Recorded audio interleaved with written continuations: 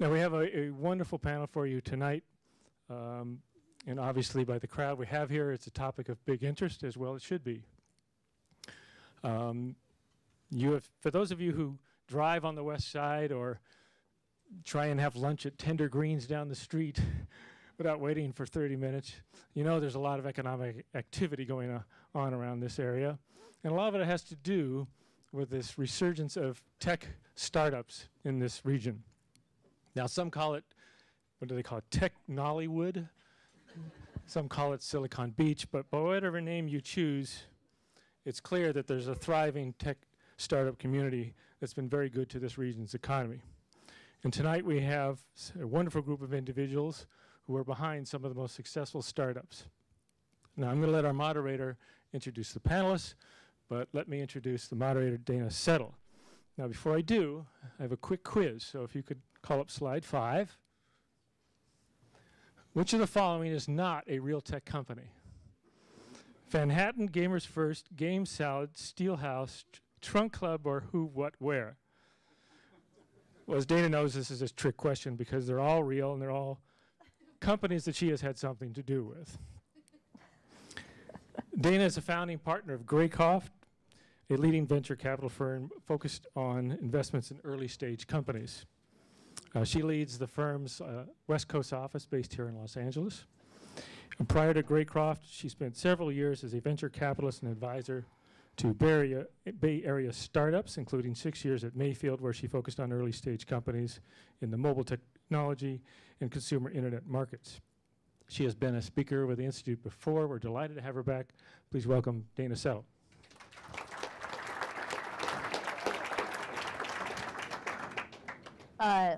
Thank you, Skip. Happy to be back, and thanks for the introduction. I am really happy to say that we have 3 great panelists here that I am going to be, I guess, moderating, and I think really I'll just throw out questions from time to time, and they'll probably just run with it. So, and who have much more interesting backgrounds than mine. So, without further ado, Mike Jones, who's on my right here, is the founding partner, I guess, of Science. Sure. One of the founding partners of Science.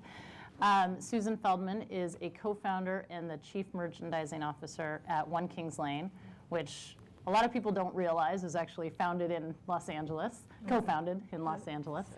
And Walter Driver, who is the founder and CEO of Scopely, which is one of the hottest gaming companies in the industry right now. So what I thought would be great to kick off, rather than me describing your backgrounds, is actually for each of you to give sort of a brief description of your background. And I thought it was interesting in sort of thinking about each of you.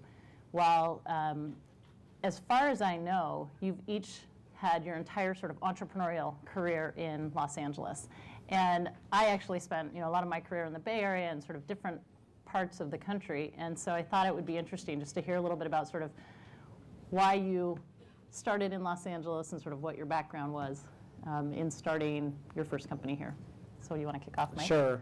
I moved down to LA in 1997, right after graduating from college.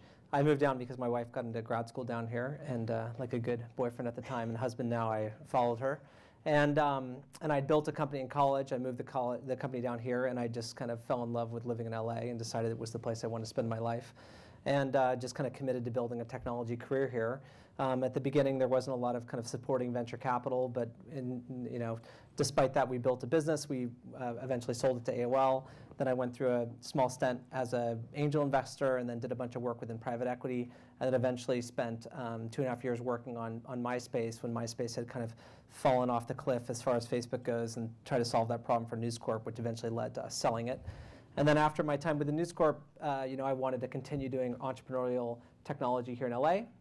And I founded a company called Science, where we are in essence a company that builds companies, and there's lots of ways we do that. And we do them all primarily here in LA, although we do have one kind of tentacle up in San Francisco at the moment. And I found LA to be a great community to build businesses, and have not had problems on recruiting tech talent or attracting venture capital. And Science last year was responsible for bringing about $80 million worth of venture capital into LA for companies that we in essence kind of founded or co-founded.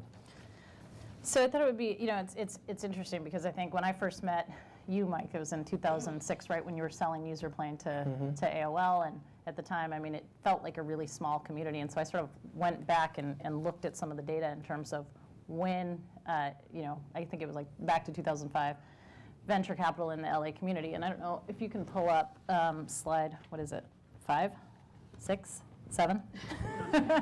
Slide 7.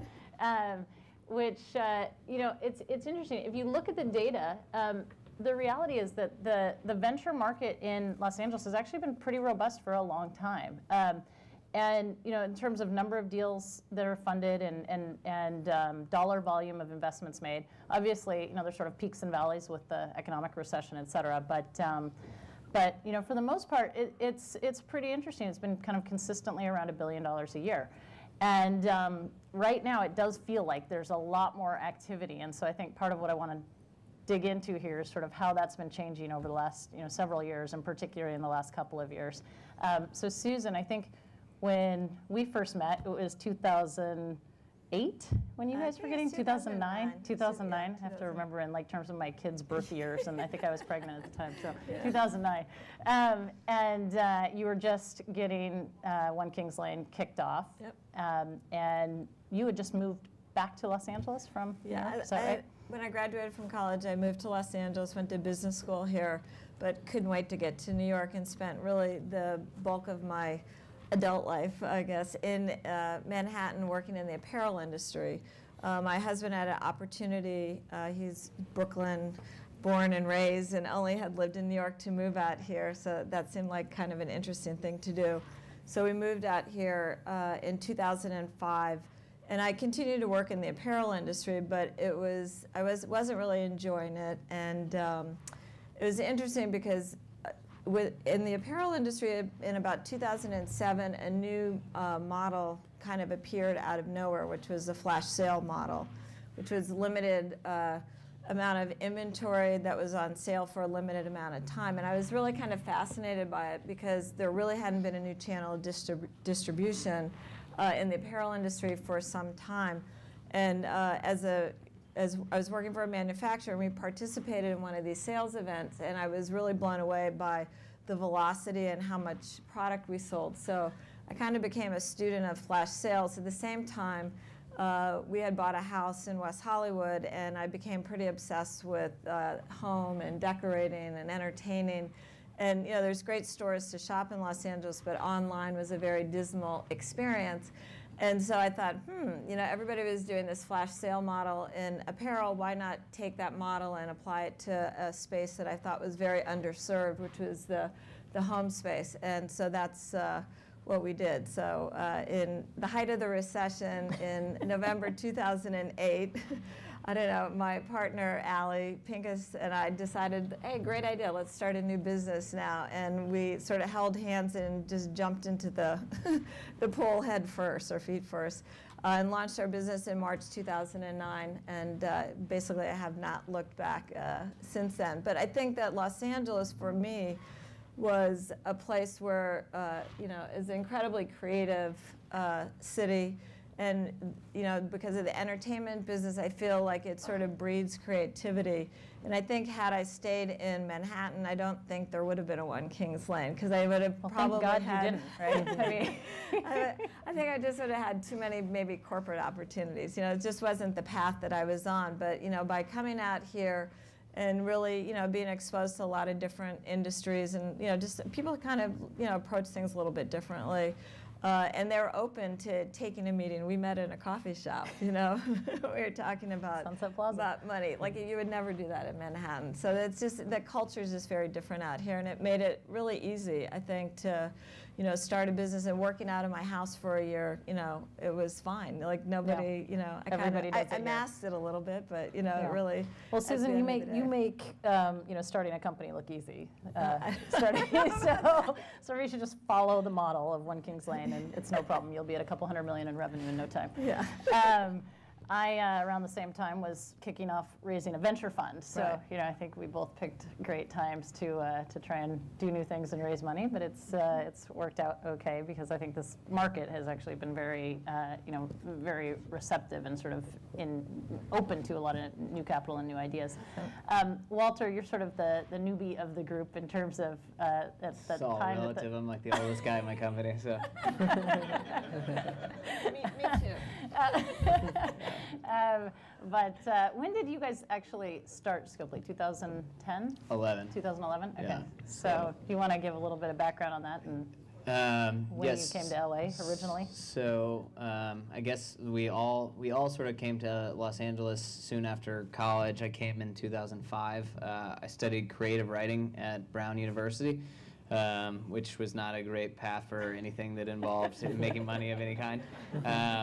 And I sort of by accident sold a screenplay that I had started working on at the end of college in order to avoid doing what I was supposed to be doing. You shouldn't tell too many people that because you might offend. Is it made into a movie? No, it was not made into a movie, which, basically I spent about 2 years sort of in and around the entertainment industry as a result of that, making a lot of different kinds of content, everything from commercials to TV stuff, and sort of understanding how content gets made, how it gets funded, how it gets, who owns it, and how it gets distributed.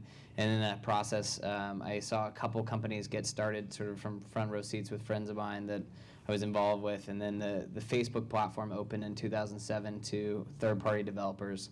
And I started my first company with a friend of mine who lived on the East Coast. So that first company was actually in 10 different cities. And I was the only person in Los Angeles, so it didn't really feel like a Los Angeles company, and I was sort of based nowhere and traveling all the time. And in 2009, I actually started the first company that was really based in Los Angeles, where we had everybody physically under one roof. And that was definitely a turning point, I think, in terms of basing a company here. My experience hiring people exclusively in Los Angeles and sort of managing the elements that are unique to the LA ecosystem. But and then most recently, I started Scopely about 2 years ago, and we've hired and interviewed a lot of people the last 2 years. And I'm sort of acutely aware of being in Los Angeles because we're sort of defined by the fact that we're the company that's not in the Bay Area all the time. And I think coming from the East Coast, sort of echoing the point about Manhattan, coming from New England and growing up in the South, the thing that was startling to me the minute I arrived in LA was this was the most entrepreneurial place I had ever been. And in fact, I think it's a lot more entrepreneurial than the Bay Area in the sense that everyone here has a hustle of some kind. Everyone has something they're working on, and An idea. That's yeah, not their an main idea. thing. They're recording an album or launching a tequila label, or they're doing something that they're working on in their spare cycles or in their main cycles, and it's totally socially acceptable to not have a job and be at home working on something. So it's really a city of dreamers where people respect your willingness to break away and try something crazy. And in New York, people, I think there's a little bit of, everyone wants to be sort of perched at a company with a brand name behind them. People ask questions like, who are you with? Which instead of, what do you do? Which it's a much more institutionalized culture, and I really personally responded to that. And I felt like in the Bay Area, where I spent a lot of time, people were still more concerned with what other people thought in the technology space, which we might have in the entertainment industry here, but because no one's really watching the technology startup space here the same way, and people don't have a sense of ego associated with what they're doing, you find people that just want to make cool things happen, as opposed to people that are in it for ego gratification or because that's what everybody does. So I found it to be a much more refreshing and stimulating environment.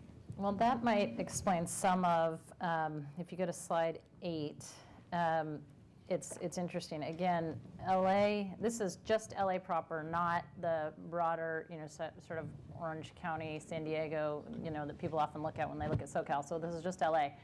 And the deal dollar volume is obviously lower than Boston, New York, and sort of San Francisco and Silicon Valley. But if you look at the growth rate over the last couple of years, it's a lot higher. And I think that is not too surprising if you think about just sort of what's been going on around here. For anybody that does follow the tech scene and looking at the number of accelerators and incubators, like science that have gotten started and are really, I think, helping to sort of jumpstart the community and attracting dollars, both in terms of sort of native venture capital firms, to use an overused term these days, like Greycroft, but also venture funds from the Bay Area are spending a lot more time in Los Angeles these days.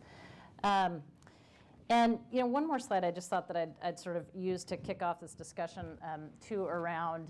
There's always I feel like in markets outside of the Bay Area, sort of a lot of discussion around the fact that you have to have $1 billion platform company in order for the region to really become sort of a tech hub. And so you hear that over and over again. And with the Tumblr acquisition by Yahoo in New York, there's a lot of more discussion that New York is really sort of a tech center to stay. Well, there have been actually a reasonable number of pretty significant outcomes in Los Angeles. Most recently, one that probably doesn't get as much recognition as it should, Cornerstone On Demand, which is a $2.2 billion public company. It was started by Adam Miller here in Los Angeles, completely organically built until it was funded by Bessemer. And it's been one of the most successful IPOs in the last 10 years. And nobody talks about it. I mean, it's a pretty amazing company with, I think, 500 or 600 employees here. So if you go to slide 11 for just a second, I mean, it is pretty interesting. A lot of, one of the things that I think we recognize is that a lot of innovation happens in Los Angeles, and then it has sort of been picked up by other people in other markets, and I think that's one of the reasons that actually platform companies being based here are important, because that helps to really retain talent. So, if you look at paid search, Overture really pioneered that, and then was acquired by Yahoo. Organic search, monetization, Applied Semantic, which is actually one of Walter's business partners, was one of the founders of that company, which is still the only real form of monetization on the internet that works at scale. I can sort of go on, but MySpace, which Mike was the CEO of, and in the gaming area, Activision and Blizzard and Riot Games, which Riot was acquired for $400 million, but yet may still, was it more than that? 400 million, I think, but yeah, may still go public.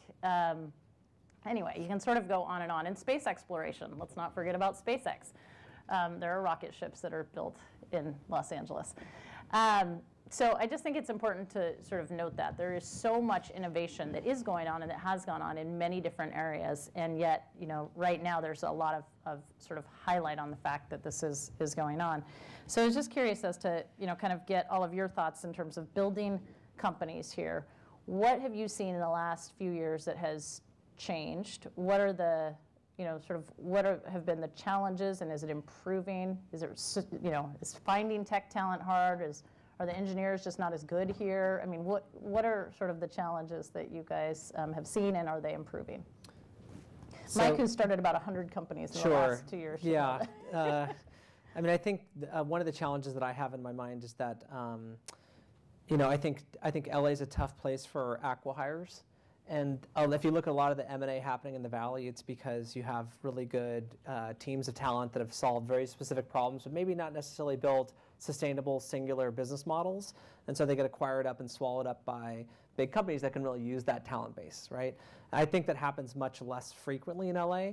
And part of that is because many of the large companies don't maintain large engineering and product teams in Los Angeles. So, I've met with numerous companies where they'll say, oh, I'm looking for, acquisitions, and I need like 10 to 15 great mobile engineers and iOS expertise. I'm like, oh, well, there's this one, they're in LA, you got to talk to them. Oh, we just don't really want to put engineers in LA. Right? And so one challenge that we have specifically in my mind is that there are certain types of businesses that I think are hard to sell in LA, even though they might be okay to build in LA. Right? And since, being that we're all, especially being venture-backed businesses, we're guiding towards, sales and exits, we do have to think through what that process looks like. So So in my mind, one of the challenges of LA is figuring out the right models that you can not only scale in LA, but that also can be applicable to acquirers or IPOs or however you find your eventual kind of point of liquidation. And I don't think it's the same as the Valley, right? And so I think in the Valley you have a very wide set of companies that can find great exits, in that region. And I think in LA, the types of companies that can find those exits are going to be a little bit more narrow than what you might see in the Valley. And I think that's something that we're kind of burdened with, which is also why I think when you look at the companies, on that board, those are all companies that we're striving towards or surpassing, going for hundreds of millions, if not billions of dollars in revenue. Whereas if you look at the bunch of the billion-dollar exits that even with Tumblr coming out of New York or even exits out of the Valley, they were at maybe zero revenue. Right, they were at theoretical revenue. Yes, right? They were at zero. Yeah. Right, so you don't see a lot of zero revenue exits for $1 billion in LA. I'd take it. Yeah, I'd love one. Just make that happen. But now granted, we did just see Snapchat get funded at $800 million valuation from IVP, and that's a zero revenue company today. But I think there's a lot of ways for them to make money. And if you noticed, the same day that they talked about the funding event, they talked about their monetization strategy. But the last time when you saw Instagram raise their money, there was no discussion about monetization strategy. So it was interesting that on that day, an LA-based company that was definitely got funded off of hype and major amount of traction, which they have, also now is pairing that conversation with monetization, which I don't think you would typically find if that was a Valley company. Well, I want to circle back to that because I think that's an important. Sorry, I think Snapchat also gets a benefit of being started by Stanford guys. So they. Okay. I mean, I think there's one foot in the back. I think there's a little bit more familiarity there. Sure. I mean, I think even walking it up from acqui-hires, larger scale acquisitions, the acquiring companies, the large acquiring companies that are here in LA, that might acquire people in the media space, for example, or advertising world. In the media world in particular, they tend to be less acquisitive than the big Silicon Valley tech giants. Yep. And so with the whole ecosystem that is fueled by exits, essentially, that send people back in the pool and generate liquidity, there just isn't, there aren't receivers on the other end of that are dying for the next wave of stuff the way companies in Silicon Valley are. And That's so it does help to be in their backyard and to know people inside of those companies and to see them around. I think if you're based in LA and you think that you might be acquired by a Bay Area company, you have to live on a plane and go up and be around a lot of the time and make sure that they feel really comfortable with everybody there. And you might need to open an office there. Yeah, totally agree. We took a little bit different, approach to it.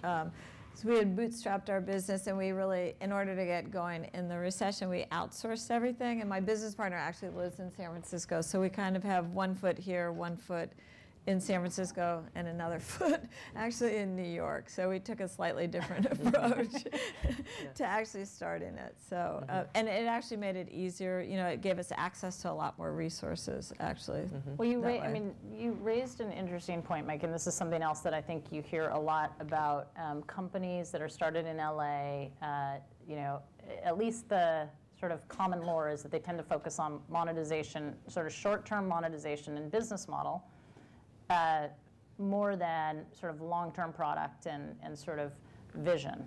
And I know that sounds like not necessarily a bad thing in most worlds, but in the technology world where you need to sort of be staying 5 steps ahead of the rest of the world, I think that there is a little bit of there can be a bit of a challenge with that. And I think there is a rap that LA companies get, that's sort of the focus. Do you guys feel, it's interesting, I was looking across the three of you, and all of you started generating revenue pretty much immediately. Scopely, maybe you had to build a couple of games first, but as soon as the games launched, you were generating revenue, and substantial revenue, which, as an investor, I actually like that.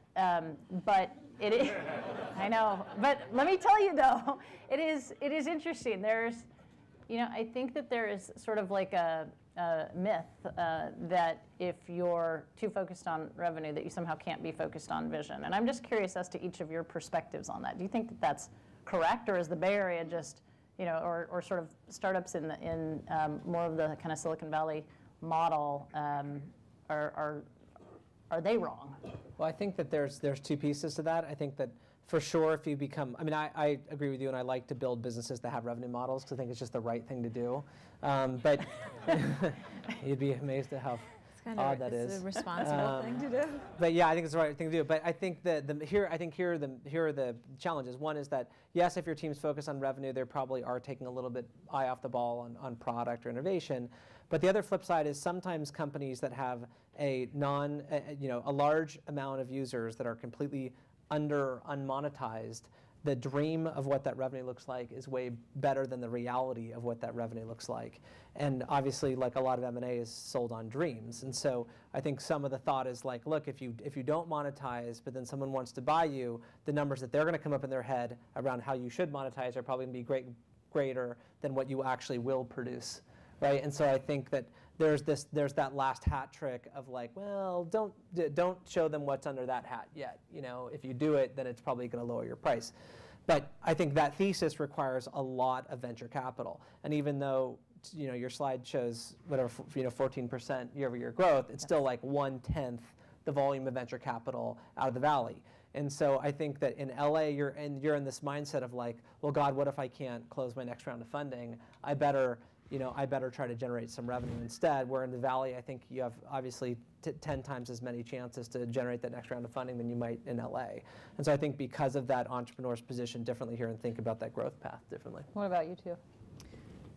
I mean, we like, as you said, we were generating revenue from literally the first day that we started. And it started scaling pretty quickly. I don't think it distracted us from our vision at all. I mean, I actually think it kept us really focused. With the success and increased revenues, I think it could have been very easy to get very distracted from what the vision and what our focus should have been. But that kept us kind of straight and narrow, and I think has actually helped us build a very strong foundation to our business, and continue to scale. Well, and interestingly too, and curious for both of you, you don't. I mean, I don't hear you talk, Susan in particular, and Walter other, but about being acquired. I mean, it feels like you're both really building companies that can be enduring platforms in your area, in e-commerce and in gaming, respectively. I mean, is that sort of the way that you guys think about things, or do you think about who a logical buyer is, or? I think you have to work both sides of the equation, basically. So if somebody came along and offered us the right amount of money, I think we could be excited by that. But if they didn't, I think we want to build a great business that we can, there's another option, for a potential exit the other way.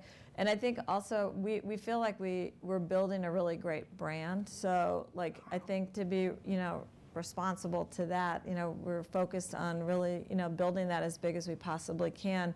And I think they'll come, whichever side of the equation it is, because we have a great business. Yeah, I think just from I don't know if anybody else is sorry. Go ahead. No, go ahead. Anybody else as an entrepreneur feels this way, but like, I feel like your company is like your child that you give birth to, and your job is to make sure that it doesn't die. Like that's your number one job, is to make sure it doesn't die. And so you don't like having anything that is completely outside of your control, especially things that you don't like, things that are outside your control, and where you don't like the odds. So I think Mike's point about not feeling like there are hundreds of options you could go to fund a company that is reinventing itself or in the process of transition or doing whatever that might look like not the absolute sexiest thing for the 4 investors in town to jump on, means that you're like, we should just support ourselves and generate revenue. And I think if Susan's point, like it kept them focused. I think focusing on revenue keeps you focused if you have the right business model on day one and that it doesn't fundamentally change or need to change.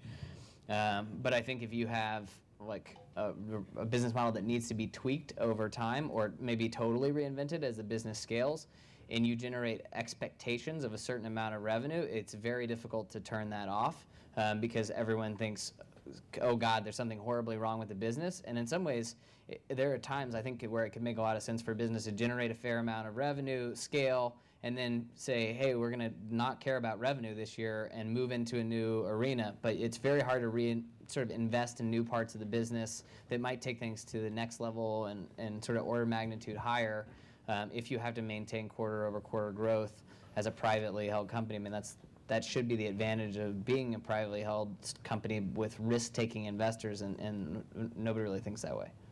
And I know that there are some questions in the audience, and I promise that I'll get to them, and I'll just keep going for a couple more minutes, because I think there's some really interesting things that are going on in the ecosystem here. As I talked a little bit about incubators and accelerators, and just kind of circling back around to that, because how many people in the audience, by the way, are entrepreneurs, starting companies, raising money?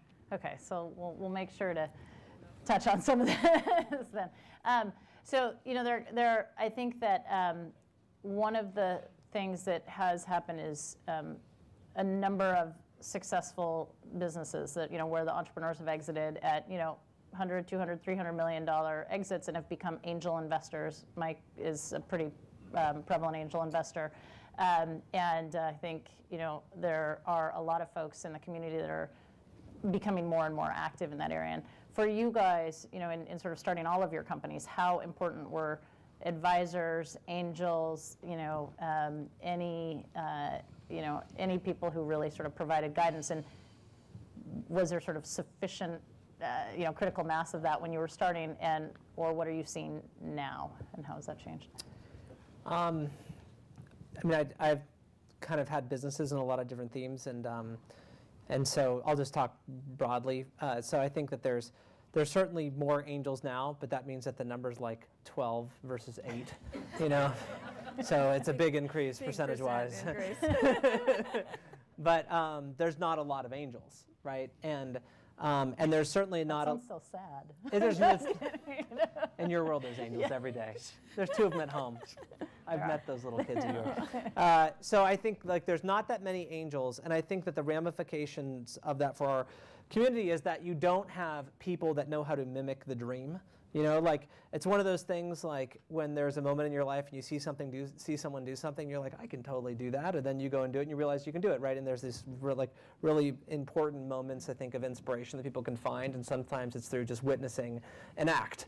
Well, there's a lot of people in the Valley that have created immense amounts of wealth and highly valuable companies, and thus you can go up there and you can witness that act a lot, which means that it becomes much more realistic for you to think about how you could replicate that act.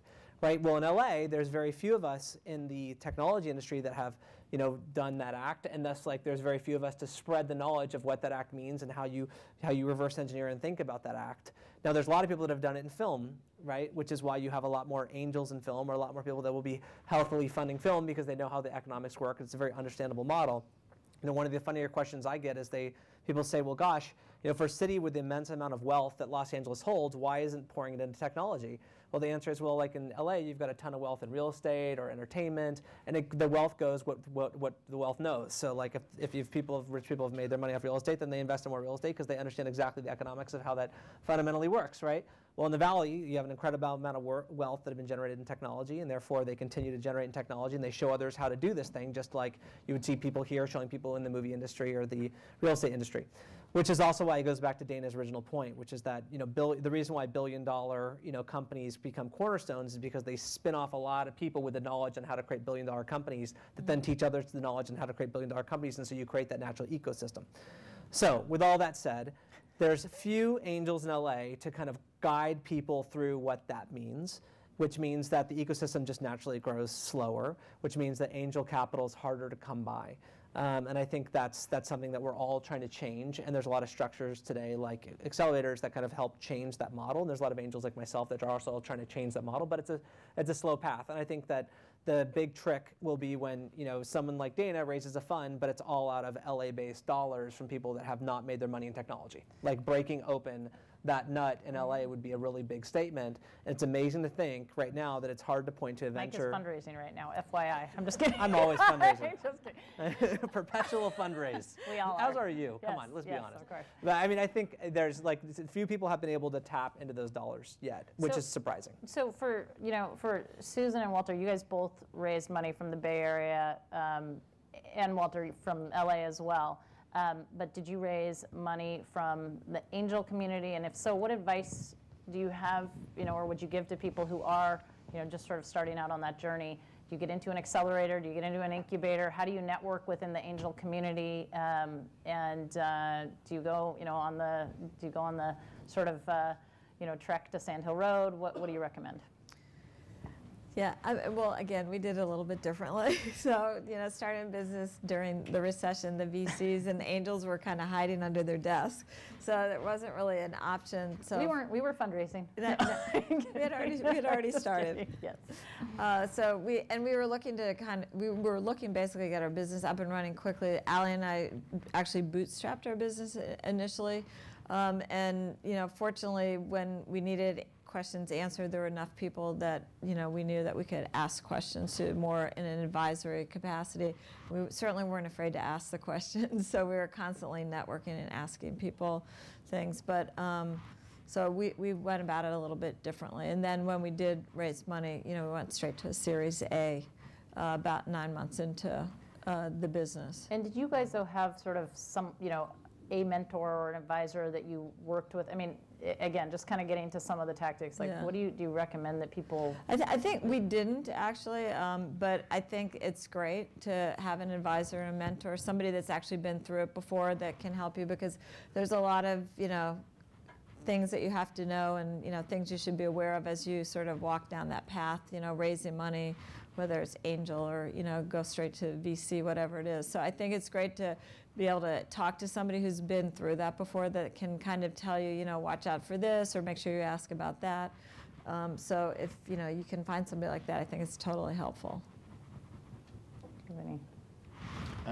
Yeah, we raised angel money from, I guess, deliberately from people in Los Angeles as well as in the Bay Area as well as New York, because we wanted primarily to have sort of connective tissue to each one of those communities for various reasons that we thought we were going to benefit from in the future.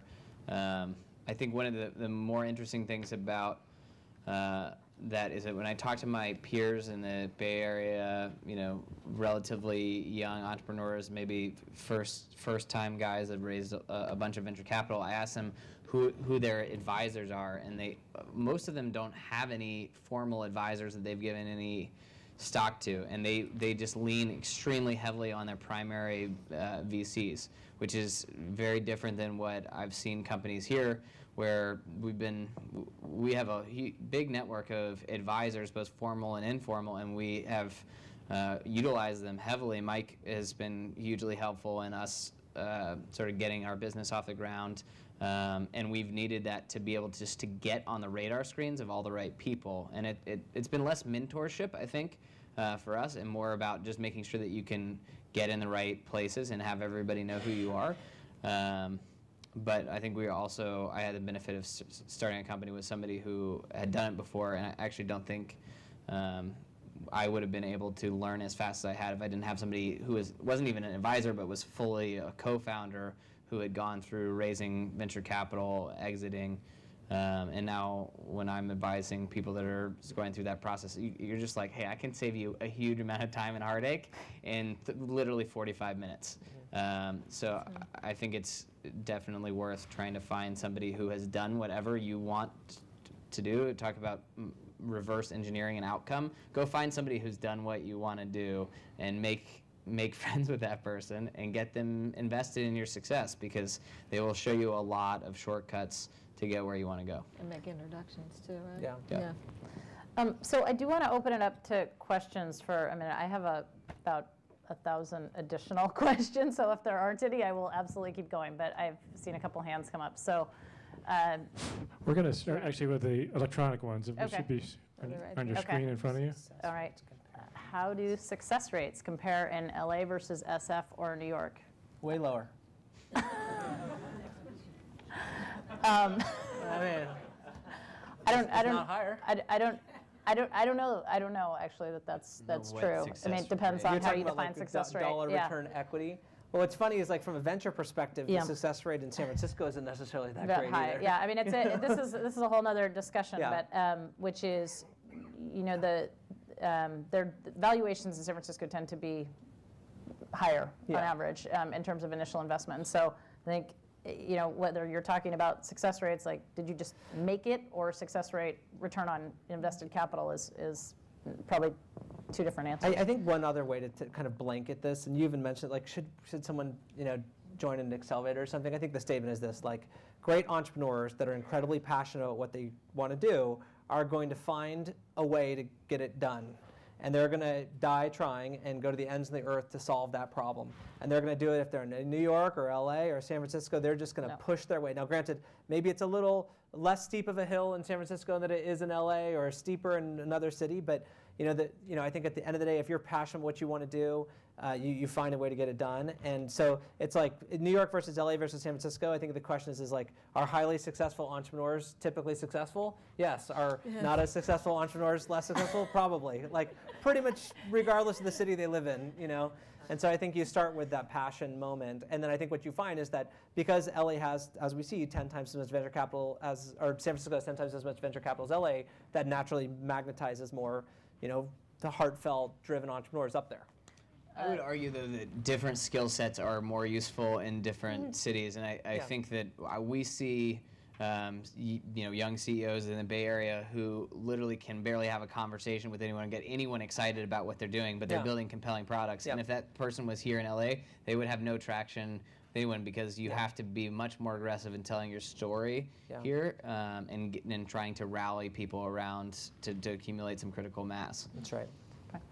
So what % of the new ventures are funded by LA-based VCs? I don't know the exact data, but I'd have to say it's a relatively small %, because there's just not a lot of venture capital that's actually based here. And it's something that I talk about all the time as one of 2 or 3 funds that is actively investing. There should be more venture capital in Los Angeles. I mean, it is critical, I think, to the long-term health of the market environment. I think there's a lot of seed stage funds now that have sort of popped up. Series A and B is really, there are just a few of us, and I think the aggregate capital is probably about 200, 300 million that's focused on Los Angeles. And how many deals a year do you think, like, average VC in LA does? Well, I think we probably, across our fund, we invest in probably, call it 12 to 15 deals, and probably, That's a lot. 5 or 6, I know. Yeah. Most VCs are probably like 1/4 that. 5 or 6, though, probably in LA. So, I think GRP probably focuses, probably majority here and maybe 10. Yeah. So we're talking like 30, 40 deals a year max from LA VCs. and that's with probably 70 to 90 deals total that are funded here. So how, if at all, does the LA startup scene benefit from LA's traditional strength in the entertainment industry?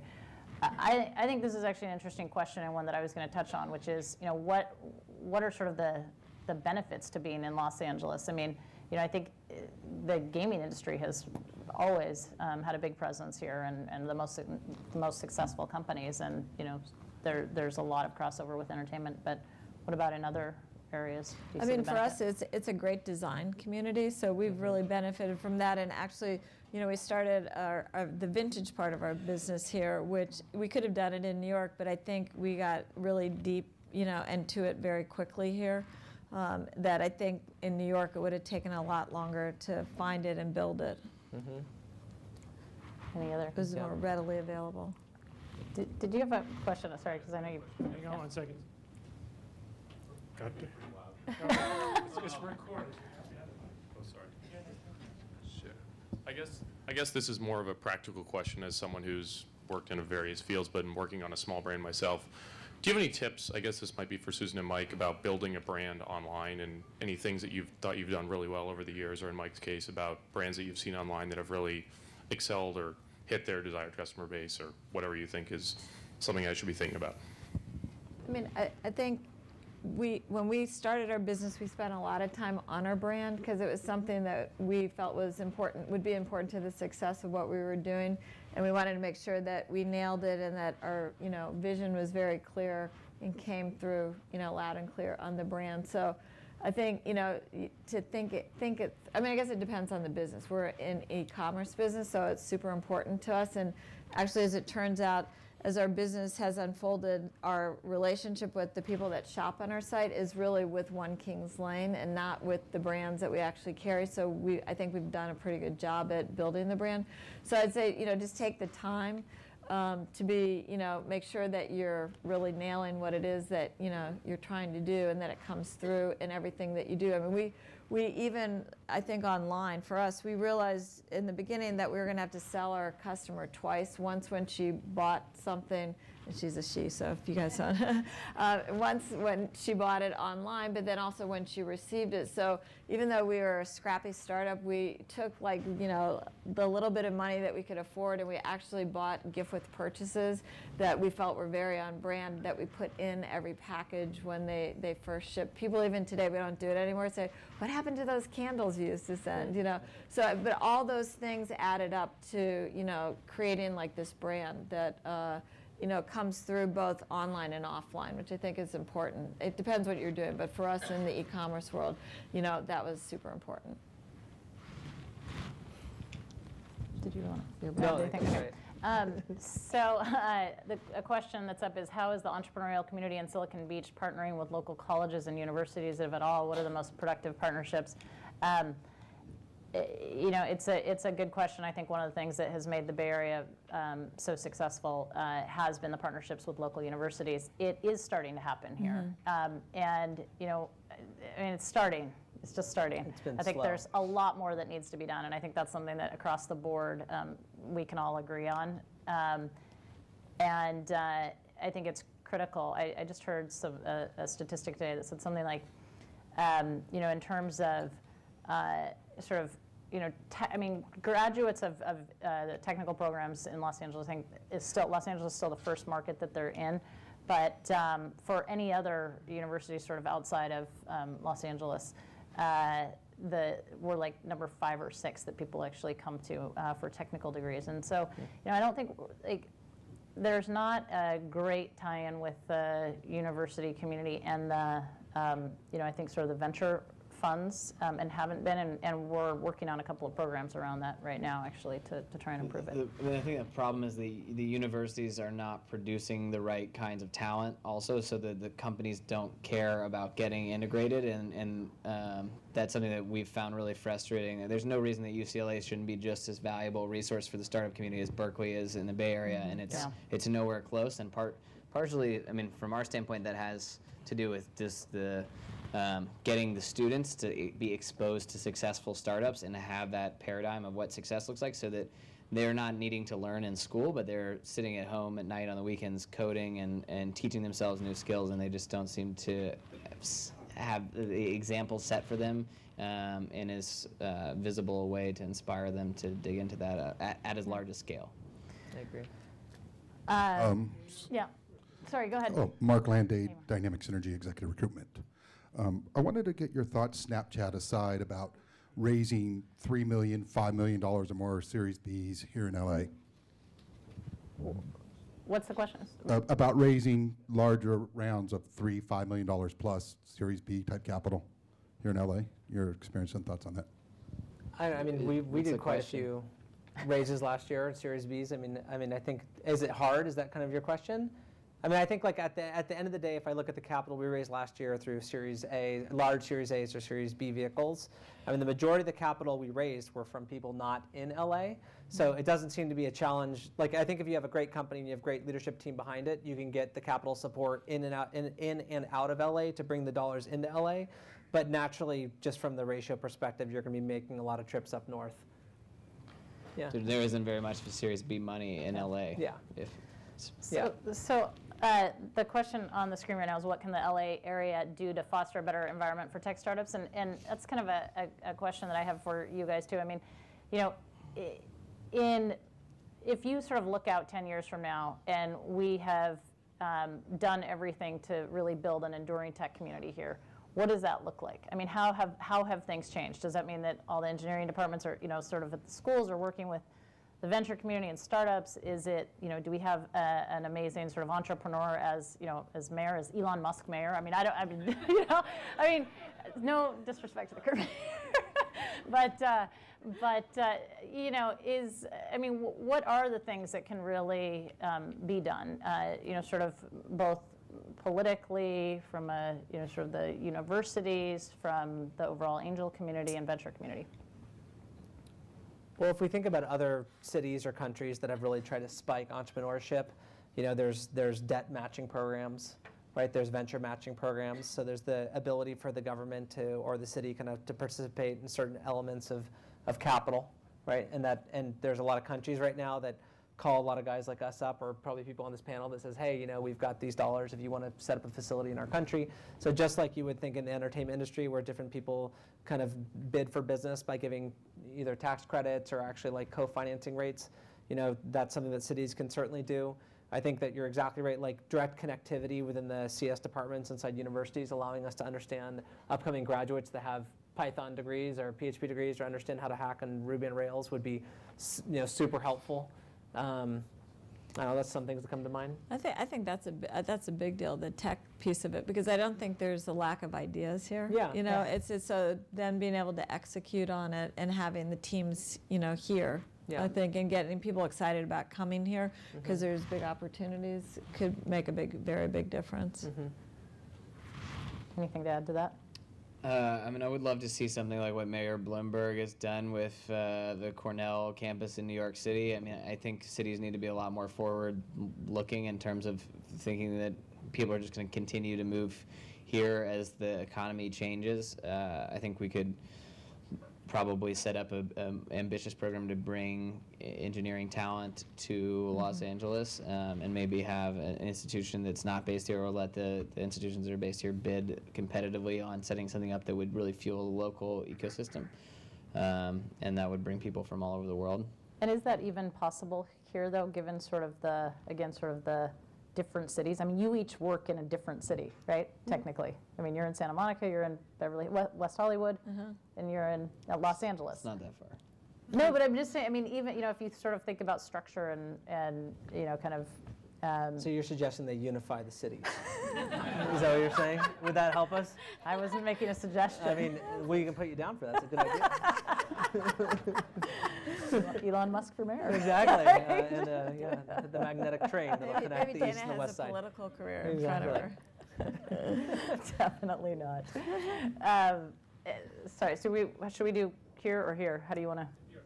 Oh, okay. Hi, how are you? Actually, I would like to ask you two questions. Question number one. My name is Roman Alexander, by the way, from Diversified Global Ventures in Beverly Hills. Well, my question number one, we basically the incubator of idea and inventions, but what I like to do, I like to point something that you have on your table right now. And why do you want to kill yourself by drinking poisoned water from Biopsol A bottles? I'm sorry.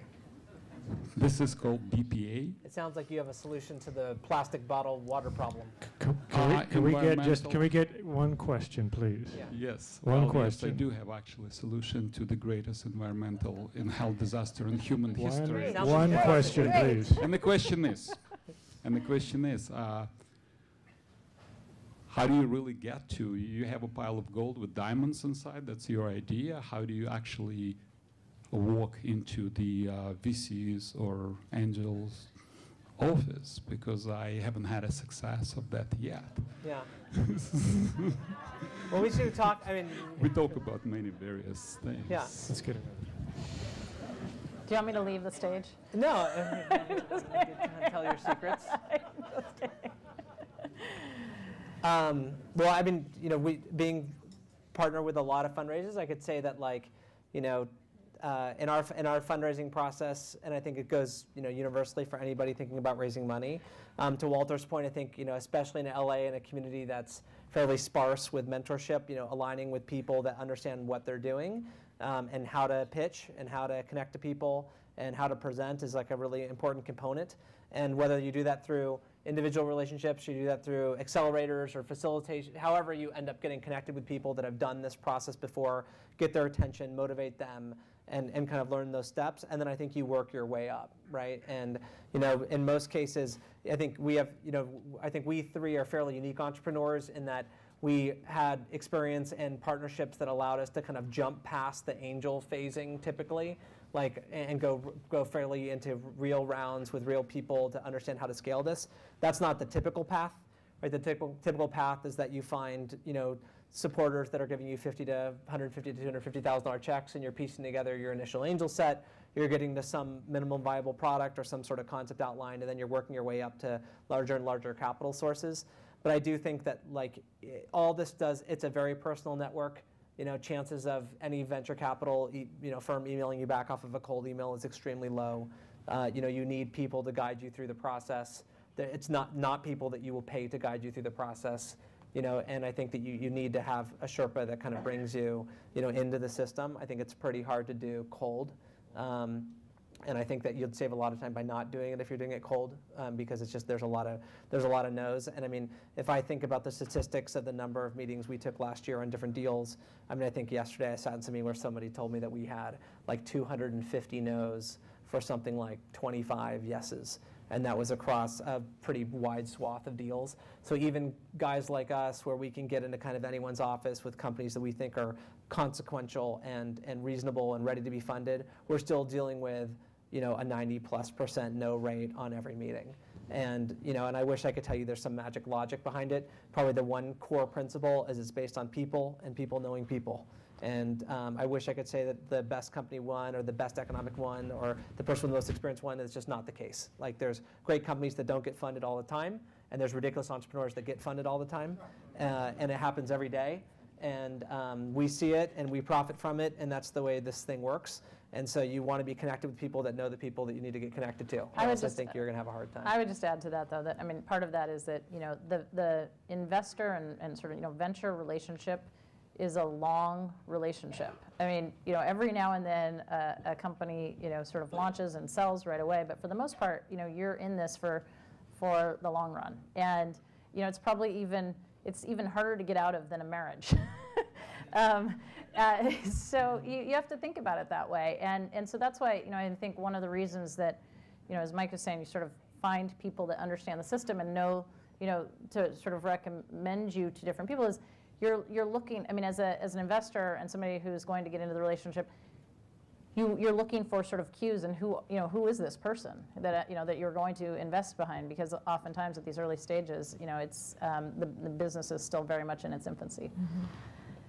Yeah. Why did it take so long for the LA tech scene to get its start?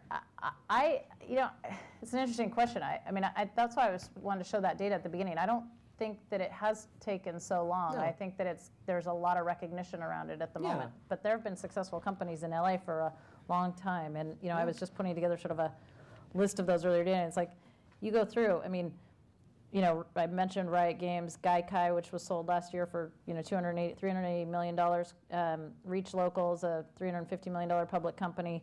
Demand Media, $680 million public company. Green Dot, public company. I mean, there's a lot. Ticketmaster, Citigroup. I mean, you name it. I mean, there are lots of successes here.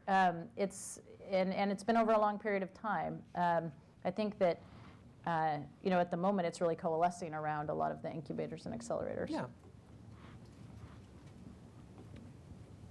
Anyone? This is a question about whether or not we need the equivalent of a Silicon Valley Bank in Los Angeles.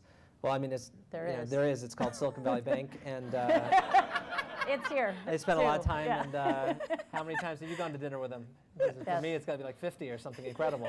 Which is great, and they're a great partner to a lot of companies. They are, absolutely. But yeah, I mean, I think there certainly is need for infrastructure and banking services in LA, but I mean, there's a lot of it.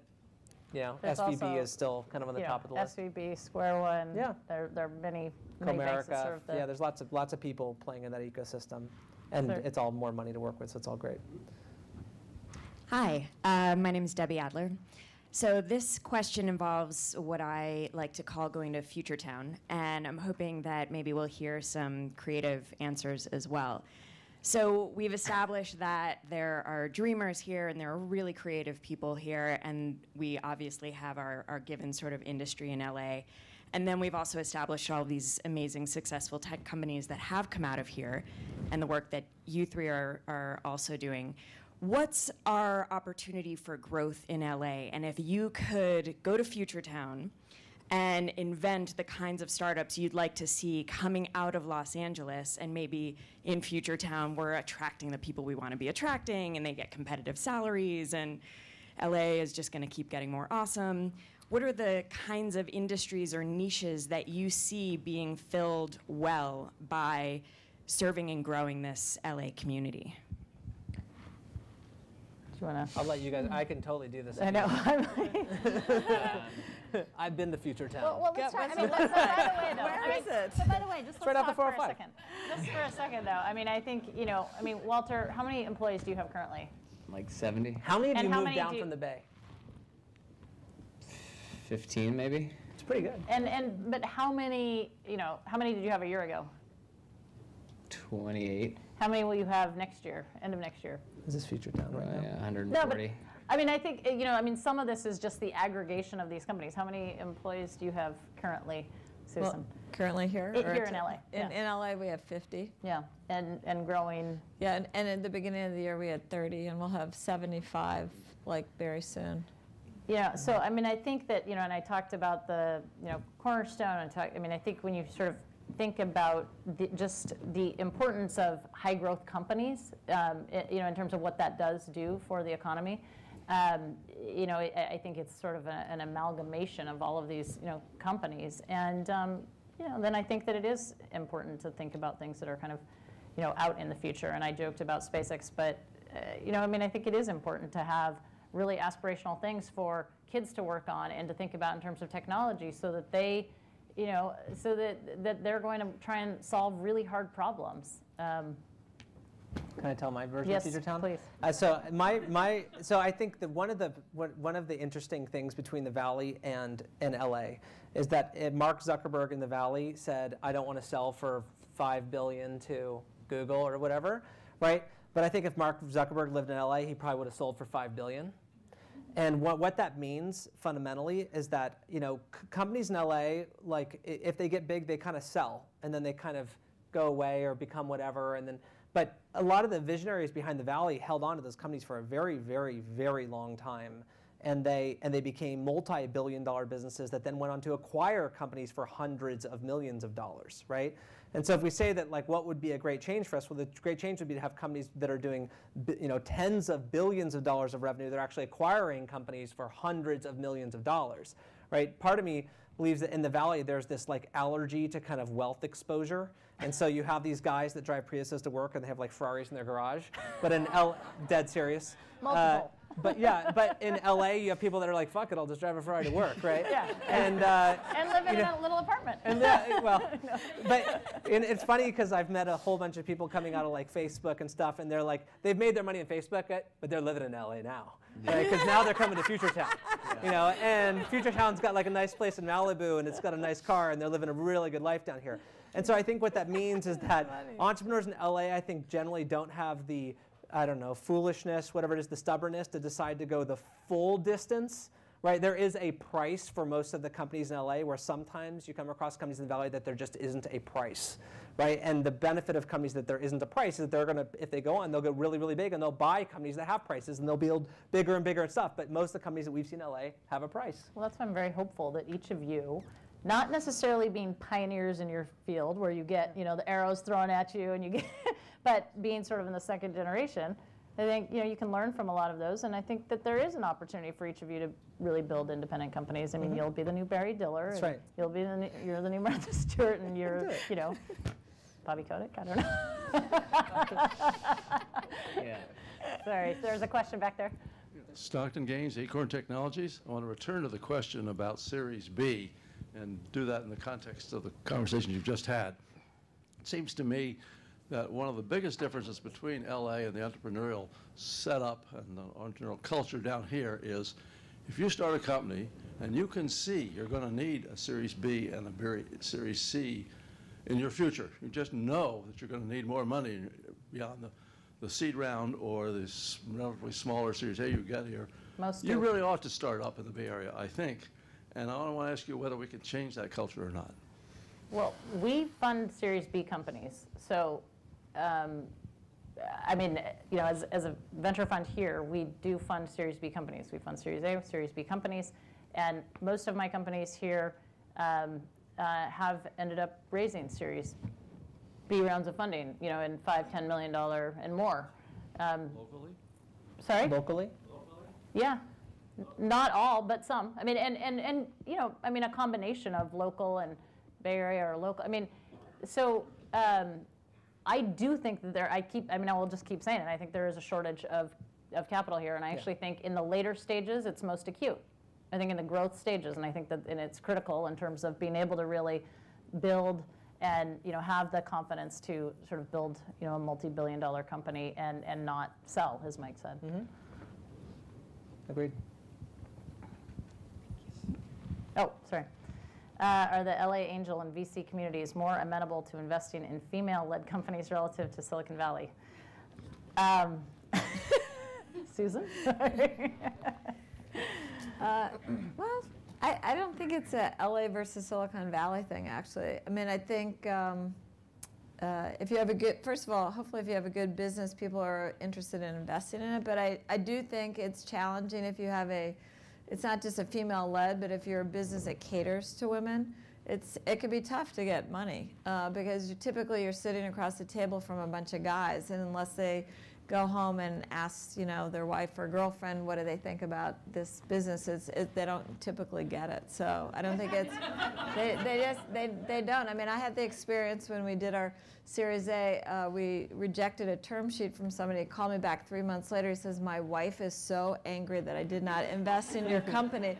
I said, "You should have talked to your wife when you gave us that crappy term sheet. You know, that would have been the smarter thing to do." So I don't think it's, you know, one city versus the other. I think it's, you know, I've had many many long debates with my partners about companies and yeah, I mean, it's great that you're there because you probably shed a lot of light on, and you have invested in a lot of great, you know, female-led companies we that they might not otherwise. Mm-hmm. There's been some discussion on Silicon Valley versus LA, and it just sort of struck me that Silicon Valley Future Town isn't really a city. I mean, there's San Francisco, and there's Mountain View, and there's the East Bay and the South Bay. And I'm contemplating why we're calling this an LA tech kind of discussion when there's Orange County and San Diego and the Valley. And we just consider South LA. So I have a question coming here. This is South. I have a question coming.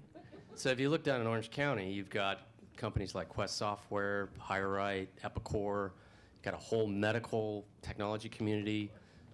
Two of the biggest IPOs in B2B are Cornerstone On Demand and ServiceNow down in San Diego. Mm-hmm. So my question is just pondering how to expand this concept of, you know, Southern California tech community, venture community to grab more space as opposed to narrowing ourselves. Well, I think the reason why is because people resonate around consumer brands, right? And the consumer brands that typically people reference within Silicon Valley are, you know, Apple and Facebook and Google, et cetera. And in LA, I'm not necessarily sure, maybe Snapchat and, you know MySpace, Scopely and MySpace and stuff. But I think that, like, you have a lot of interesting B2B and infrastructure companies. You have incredible B2B and infrastructure and biotech startups happening in super South LA, but it doesn't necessarily, you know, grab consumers' attention, which is probably why it's kind of left off the radar. Also, I think, you know, you have to realize, at least in my mind, venture is very much unfortunately, proximity business. You know, and so, like, you know, I think people think, you know, if you're a VC in LA and you've got all these deals to do and you've got some other good deals down in the OC and you have to drive to those, maybe you don't want to do those as much, you know, and I think that's totally true. I mean, and that's, again, like, if you're up in Silicon Valley, you have, you know, a million meetings that are willing to walk to your door every day of the week versus you getting on a plane and meeting companies down in LA. You got to really want to hunt down here to end, because it takes a lot more work and effort than just sitting in your office receiving people all day. Yeah, right? It's a free note of advice for anyone trying to raise money from people in the Bay Area. You can basically ask around and figure out who's willing to come down here on a regular basis and who isn't, and you can spend a lot of time taking meetings with people who are really interested in your business and will never do it because they've got two little kids that they want to be around all the time. They don't want to sign up for any more plane trips than they're already on. That's right. And there are other people that love the LA market and believe in it and are dying to see what's interesting that's coming out of here and do that homework in advance. Yep. Yeah, it's a really good point. People do like to invest sort of in groups because there's also a lot of, sort of complementary things that happen. You learn about the great executives in those markets, but I don't think it's LA versus, sort of SoCal generally. It's just, I think, happened that we're talking about LA today. Yeah. I mean, as far as I'm concerned, I mean, we certainly, invest in all of California. I mean, really all of the country and all of the world for that matter. Yeah, but your fund's a little different, I think. We're hustlers. Yeah, yeah. Being a native Angelino and lived here forever, there's a huge cross-cultural component that seems to be eluding you, or maybe you know it. There's huge communities here that have overseas connections, and there's a huge pot of money here. And I wondered what investigation you've had in that area. I'm talking about the Korean community. I'm talking about the Iranian, Persian. There's a lot of diverse communities here. Yeah. Well, I mean, I would say that, I think that every single company that we're involved with has a very, sort of diverse employee base and founder base. And I mean, my firm itself, I had a Persian, a Chinese American, an Indian, 2 women, and some white Jewish guys. I mean, I don't know. Sorry, but I mean, You're talking about investment from like stronghold families that have presence in LA, but they're natively. I mean, I think that there's certain LPs that we've come across that are families from X. The problem, honestly, is that getting to them is hard. Right? There's not like a directory of billionaire, sons and daughters that are living in LA. But like, because we would have found them. Right. You don't have that list? But they're here. I agree. And so like, there's a gentleman in Santa Monica that has a family office that does a lot of technology. That he comes out of Latin America. He's been very active in writing a lot of checks into stuff, both in the film industry and in the entertainment industry. And I think he's actually a really solid angel that doesn't get mentioned much because he just doesn't, I think, want to be that public about it. But there's not, I don't know many like that. At one point when Spark Networks and J-Date was on its way up, they brought a lot of kind of attention from the Jewish community, and a lot of money kind of came in through that specific connection because that was a LA-based company that showed a lot of growth early. But since then, I haven't come across a lot of those individuals because they're hard to bump into. Back here. Hello, my name is Scott Jennings, and I recently moved here from Manhattan. And very much so, I work for a firm. So moving over here, it's more about, as you guys said, what do you do, then who are you with? And I want to know your guys' opinion on your advice is looking from the outside in, and what encouragement you have to young investors or young entrepreneurs to cross over into that field. To cross over into the entrepreneurial field? I think if you have an idea that you really believe in and you can't stop thinking about, and it's something you can't not do, you should do it. Yeah, I think that's a big statement. Spending a lot of time with both, inside of MySpace and also investing in different online communities.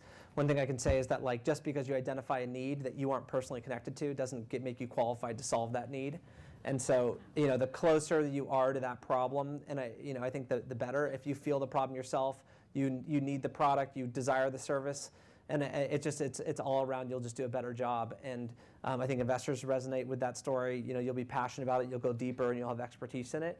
And a lot of the best companies are built out of people wanting to solve problems for themselves that they felt so personally connected to. So I think if you're looking to dive into something entrepreneurial, I think you have to think about what you really see as something that you can fix, that you're uniquely positioned to because of your level of expertise, and then go really deep into it. All right. The last question, I guess, that we're going to take, which is on screen, is: has crowdfunding changed the game for angel investing for consumer products? Curious to hear each of your opinions on this. I think it's a great topic. And it could be a whole nother panel discussion, by the way. That's a whole nother thing. I mean, we deal with this a lot because we actually sort of invest in content that's being created by independent game studios, and some of those game studios are capable of raising great deal of money through services like Kickstarter. And I hope that it changes more than it has right now, but the problem with crowdfunding right now that we've seen around stuff on Kickstarter is that the stuff that gets funded is there's the occasional outlier, Pebble Watch, that just kind of captures people's imagination, and most other stuff is tapping into some kind of nostalgia for something that people are already familiar with, and they're doing a rebooted version of Contra or something. You know, it's like there's something that people are like, oh, I love that, I'll give you $10. It's very hard in that format to communicate a complicated idea that people don't already have a psychological hook to attach to.